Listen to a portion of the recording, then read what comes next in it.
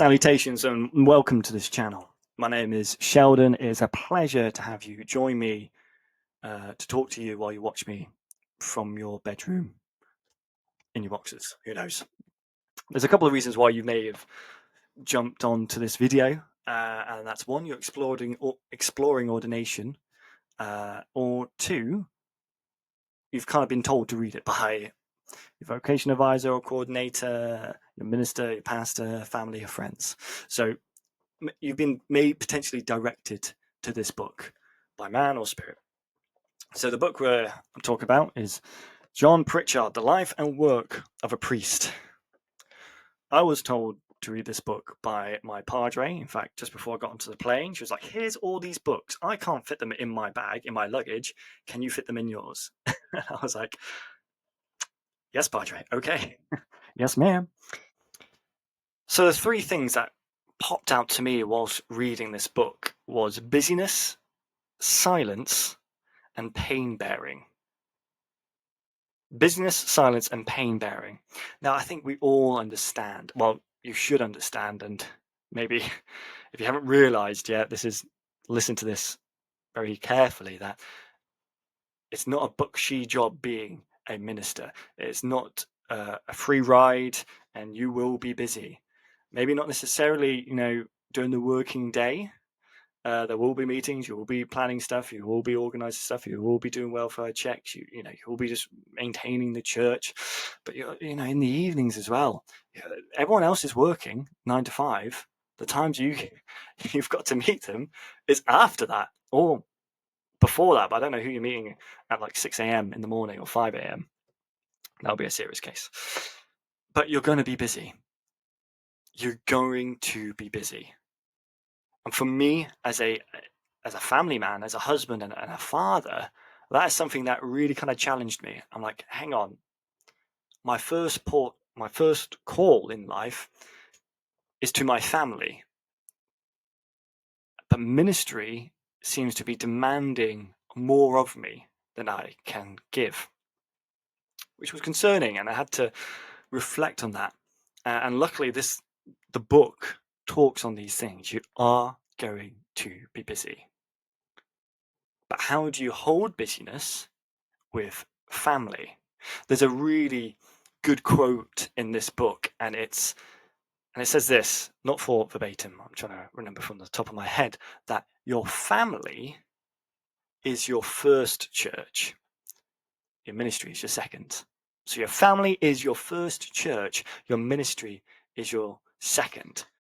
So the question shifts from whether one can care for family while ordained to whether one can care for the church as a husband and a father. And I think that's an important thing. Now, you may not be burdened.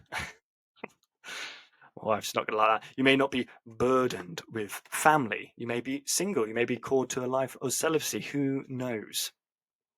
And so this doesn't necessarily apply to you. And, I think these are one of the... As a non-Catholic, I can understand why priests are celibate, because ministry calls so much. It constantly calls and calls and calls. And your family should never fall at the altar of your ministry. Your family should never fall at the altar of your church. So it is not whether you can care for your family as a minister, it's whether you can care for the church as a husband and a father. And I had to do some reflecting on that. And, I still reflect on that. I've got a very busy job that does call a lot of me. I'm constantly called away, or last minute just get called away. Oh, by the way, you're going away for 2 weeks. I work in the military, and so anyone who works in the military will understand the predicament I am in. But I see people who join the military because their father or their mother was in the military, and they joined as well. And there seems to be somewhat of especially looking at it through the lens as a father, seeing younger girls finding affirmation through sex and just being sexually appealing to other men worries me for my daughters, because part of the job role is that you're away, comparing military life to ministry life is you're very busy. Sometimes, I'm not going to be back till 6, or I'm going to be gone for 2 weeks, or I'm on a 5-week exercise in Salisbury Plain, or I'm away on a Buckshee deployment in Cyprus for 6 months. But who's caring for my children? Who's raising my daughters? Yes, my wife is. But who's caring for my wife now? What is the father figure that they're seeing during that time? And I see a lack of father figures in our current society in general. And you see rebellious boys, rebellious sons, crime-ridden, not understanding what masculinity is. What does it mean to be a man? And you're getting this kind of toxic masculinity in. On the opposite side, you're getting women who's thinking this is what men want, and you're getting very toxic femininity.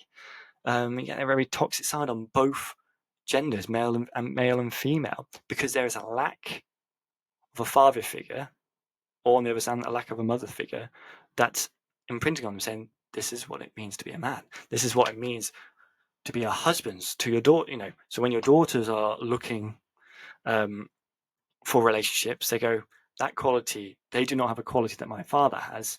Maybe being respectful, loyalty, bravery, courage, those kind of typical things. And if I'm not there, or if you're not there as a minister, or myself not there, then where are they getting that? Social media? Social media is rife with terrible examples of what it means to be a man and a woman. So yeah, busyness. You're going to be busy. And this book, and it's more at the end. So luckily I was thinking, oh, bloody hell, maybe I really need to care for my family, and I don't think I can do this. This kind of book almost gives you the kind of green light going, no, it's okay. Your family is your first church. Your ministry is your second. Care for your family, then care for the church. Now, I guess the second point to busyness is it is not wrong to be busy all the time. It's not wrong to be busy all the time. Sometimes we're in a period of life where you're just consumed with jobs. It's just constant. And that is okay. When it's not okay is when it remains that way. I think it was a book, Biblical Manhood by David or Daniel Hughes. I'm going to find out, because I don't want to suggest the wrong book and then you read a satanic book I suggested by accident. So I completely lied to you. It was not that title. It's Disciplines of a Godly Man by R. Kent Hughes. Disciplines of a Godly Man. He says busyness is okay, but when it remains that way, that's when it is an issue. I guess for me, for everyone, when you're busy, when you're really busy, you can get stressed, you can feel anxious, you don't want to drop the ball, either with family, home life, or ministry. When the storm of life comes your way, how do you handle it? And this is something that this book now by John Pritchard says something really important, and I'm fully on board with that. And that is having a routine of silence. Having a routine of silence where you sit down, and that could be in your prayer, doing your morning or evening or afternoon devotional, but sitting there in silence, nothing on, just you and God, and just there. When you shake up a water bottle, if you imagine a water bottle with all sediment inside of it, and you shake it up, it's cloudy. You can't see through it. You can't see clearly through the bottle because it's just everything is everywhere. And that's sometimes like life. We are so busy and so riled up, or here, there, and everywhere. We're getting shooken up so much that our mind is everywhere. And just placing the bottle down, sitting down, nothing else distracting you, and letting that sediment fall down in the bottle and lay itself, you can then see through the bottle. And that is exactly what we need to do. We need to have a routine of silence where we sit down, especially if you want to go through ministry, for ministry, be ordained. Sit down, let the sediments of life fall down, and then you can pick what is actually important. What should I do today? What do I need to focus on today? Who do I need to see today? Because sometimes when everything's going on, there's lots of noise, lots and lots of noise. It's the loudest scream that you're like, oh, right, that's the most important one. But sometimes it's not. You're able to determine what's important. Sometimes it's the person in silence, sitting there in silence, going, they need the problem. But I can see that now because I've taken that time to recenter myself, focus on God, pray, be in silence, and have that routine. Future me is interjecting here. I need to make something very clear that when Kent Hughes mentions about being busy is okay, when it remains that way, that's an issue, and that having a routine of silence is integral, that's not me saying that it is okay then to put family second when you're really busy, and that always having a routine of silence is more important. I'm not saying that at all. What I mean by that is that in the midst of busyness, having that routine of silence is really, really important. And I think you must have that. As I mentioned before, it allows that sediment to fall to the ground, and then you can properly determine what is important. And for me, that will be family. In fact, you will see, I've got to do this for the PCC meeting. I've got to meet this person. I've got a plan for this sermon. I've got another meeting. I'll have to see the bishop. And all these things seem really, really important. But when we have that routine of silence and we can look at that and go, right, what is the thing I need to do? Hang on. When I've got all these lists that I have to do for the church, where am I spending time with my family in that? And so it's not that it's okay to be busy and your family takes second place. No, it's okay to be busy for a period of time, but having that routine of silence within that allows you to see that, hey, I'm going to spend time with my kids first. My wife needs some attention. And then the other stuff follows after. Like I said, your family should never fall at the altar of your ministry. Just wanted to say that. I don't think I made that very clear. Thank you for my friend Alex for pointing that out. God bless. Go back to the video. It's again in the book, it says, in your diary, always have something. And every single day, have something in your diary or your phone diary. Just type in something. So when someone asks you, are you free today? Or are you free this day? Or can you come around? Blah, blah, blah, blah. And you're like, do you know what? One, I'm fatigued, I'm tired, or I need to spend time with my family. You can look at the diary and go, sorry, I've got something in it. But yeah, silence, a routine of silence is important. And definitely, like before I joined the military, I was a youth minister in Sheffield, and I burnt out quickly. I had a burnt out because I just wasn't having that time there was other stuff going on as well. But also I just wasn't having that time of silence, just that routine of silence to sit there and focus what is actually important to do. What is the important thing to do today? So yeah, a routine of silence in the midst of busyness, really important, and I'm 100% on board with that. So we've done busyness, silence, and then the last one, pain bearing. What do you mean by pain bearing? If you're like me, you always want to have an answer for everything. Someone could come up to you, why did the Church of England start up? Or the Church of England was only started up because Henry VIII wanted to divorce his wife. And I was like, oh, actually, bam, bam, bam, bam. Or, what do you think about abortion? What do you think about sexuality? What do you think about morality? What do you think about good and evil? And I feel like I always need an answer. And I always struggled when people says, well, why did my dad die so early? In his 30s or 40s. Why did he die? Why did my child die? And that kind of somewhat stumps me. Because I know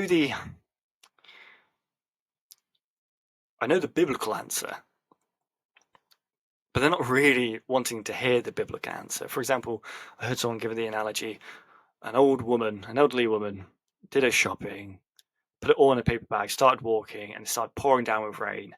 And then the water-soaked paper bag ripped, and all her shopping fell everywhere. And in that moment, she's not really wanting you to tell her, well, it's because you picked a paper bag and it started to rain and that's why it ripped. She knows why it ripped. That's not why she's asking why me. And I always kind of feel, especially in like debates or conversations, that I need the winning answer.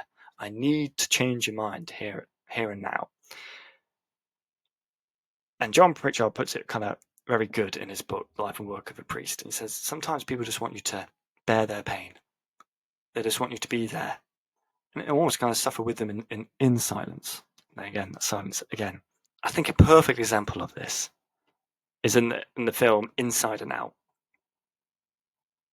And it's Joy trying to cheer up Bing Bong. I think the imagine. Why do I know these names? Bing Bong. You know, he's incredibly broken that his long-time friend has just kind of forgotten about him, and she's trying to be joyful and like, come on, let's go, it's all okay. Bring joy back into the matter, but he's not there. He's not wanting to feel happy at that moment. And then sadness comes along and sits there with him and bears his pain, being that pain bearer.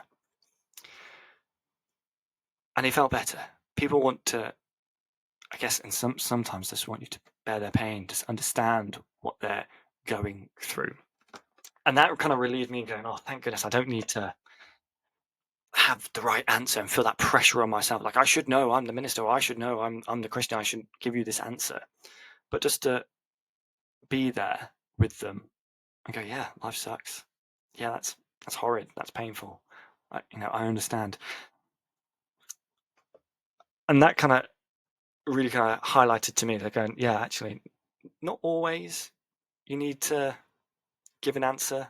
Not always you need to deliver that final blow. Facebook is a perfect example. No one's there to actually understand more when they get into debates. They're there to say their point. They don't care what you say. When people lose someone, grief, they don't care what you say. That person, it's already happened to them. So being a pain bearer, and that challenged me. As I said, I like to give an answer. I like to have the final blow. And I was like, sometimes I just need to step back and just be there with them, live life with them. So yeah, they're my kind of 3 main points that kind of stuck out to me the most. Being busy, your family is your first church, your ministry is your second church. Having a routine of silence to be able to distinguish what is important, what needs to be done today, and being a pain bearer. Bearing that pain, not always having to have the best answer or the right answer or the final winning blow in the debate, but just bearing that person's pain with them and sharing that experience with them. So that's John Pritchard, The Life and Work of a Priest. Now that's just 3 points. That's not the entirety of the book. Like, there's a lot more than than what I've said, and I really recommend you to read it yourself. What sticks out to you? Maybe just write it down, or tell me, in the comments what kind of stuck out to you. And if you're exploring ordination in whatever denomination, I don't really care what denomination you're going into, just hit me up. Let me know. We can start a dialogue. We can do this journey together. It's a long journey. It's a painful journey. It's a joyous journey. But yeah, maybe there'll be a few more videos. I just wanted to share my thoughts on that book because I didn't see much out there, and I thought, maybe someone's struggling to read it, or they can't read it at this point in time, or want the book and can't get the book. So they're my points on it. Try and get it yourself, and maybe I'll link the my book review somewhere if I can. But anyway, God bless. Thank you for watching. I can't let go of these memories. They're wrapped around my head.